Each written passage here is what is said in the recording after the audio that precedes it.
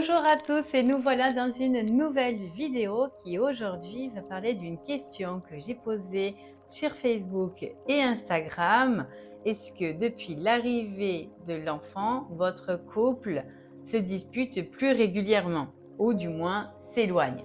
Et j'ai eu énormément de retours en privé de personnes qui me disent oui, depuis l'arrivée de l'enfant, notre couple ne va pas du tout bien.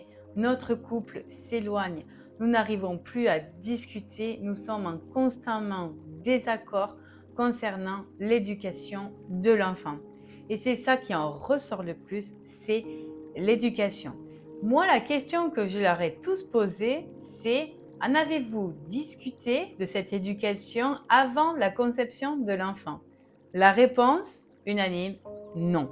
Mais alors, pourquoi personne n'a parlé de l'éducation de l'enfant, de la façon dont il voyait les choses avant de concevoir l'enfant? Parce que on est tellement dans la joie de concevoir l'enfant, on est tellement dans c'est la continuité de notre amour. Pourtant, on le sait très bien, l'arrivée d'un enfant change toute la situation. Parfois, on se pose même la question de mais c'était comment avant son arrivée? Donc, pour être plus clair, l'arrivée d'un enfant, il faut la préparer. Et avant même sa conception, il faut réfléchir sur l'éducation. Alors, comment y réfléchir? Dans un premier temps, je vous conseille de réfléchir à ce que vous souhaitez donner. Est-ce que votre partenaire réfléchisse aussi à la façon dont il aimerait éduquer votre enfant? Le mieux, en tout cas, c'est de créer votre propre éducation à tous les deux avec vos valeurs chacun pour que ça soit quelque chose qui soit en connexion avec vous. Et au lieu de vous éloigner, cela vous rapprochera. De la conception de l'enfant, l'accueillir sera beaucoup plus serein et beaucoup plus simple car vous savez qu'au fur et à mesure de son évolution, vous y verrez la même chose car vous êtes mis d'accord.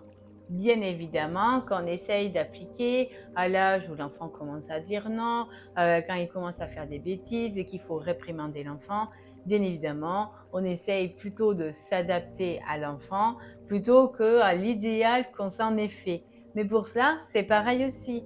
Au lieu d'agir comme bon vous semble, alors si c'est sur le moment, vous faites comme vous pouvez, pardon, c'est le plus simple, mais si le partenaire ou la partenaire est là, essayez d'en discuter plutôt avant d'agir, de dire bon, ok, on va agir ensemble, ça sera plus simple, l'enfant verra que nous agissons ensemble et que nous sommes d'accord entre nous.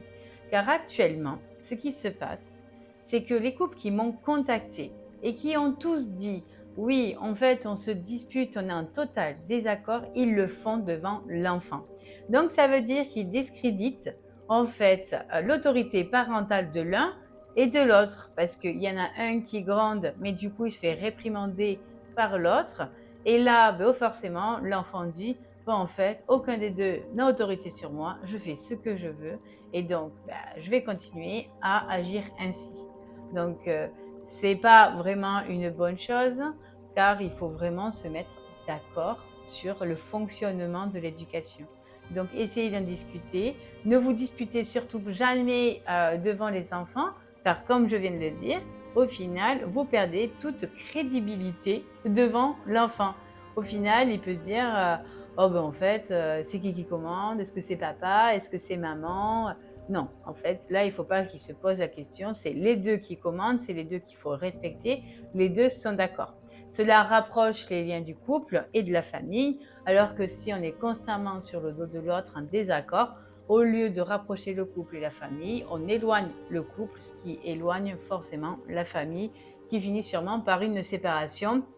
Ce n'est pas la faute de l'enfant, c'est la faute de ce manque de communication sur la façon dont vous voyez l'avenir ensemble. Donc, si vous vous posez plein de questions et que vous vous retrouvez dans cette situation-là, je vous invite à me contacter. Je me ferai un plaisir de vous aider.